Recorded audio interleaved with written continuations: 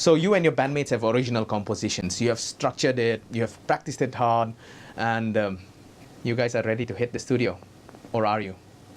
Hi, I'm your host Nomo, and I'm here today to give you 3 tips before hitting a studio. Tip number 1, equipment maintenance. Equipment maintenance is the first and foremost thing you should do before hitting a studio. If you're a guitar player, a bass player, or maybe some other string instrument player, I would highly recommend changing the strings for a set of fresh ones before hitting the studio. Also make sure your hardware is fine, the tuners, the pickups if they're there, and if you're using a fretted instrument, then the intonation, because if they're not on game, you will suffer. And if you use amplification which can be used in the studio, make sure that it's well maintained. If you feel there's something haywire or something wrong with it, just go through the regular checkup and maintenance from your certified professional.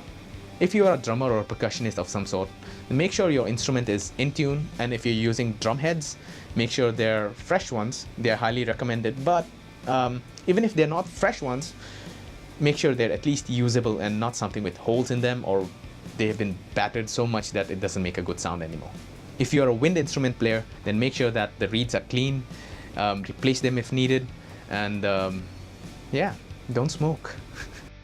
Tip number 2, listening to the audio engineer. If I have to sum this tip up in one word, it will be coordination.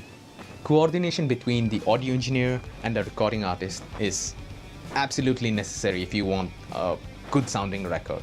Most experienced sound engineers have a good sense of music as well, along with music production of course, and it's highly recommended that you actually give heed to their words. I'm not telling you to blindly follow them. You can question them anything you want, like what's happening over there, why is it happening, and how will it sound better or worse or something like that. And they'll be probably more than happy to answer all of your intriguing questions. Also, recording in studio time becomes a breeze if you are on friendly terms with the audio engineer. Why make it hard for everybody? Tip number 3, do not rely on fixing in the mix. Do you remember what I said before at the beginning of the video? So you have structured it, you have practiced it hard. Yeah, right, that never happens.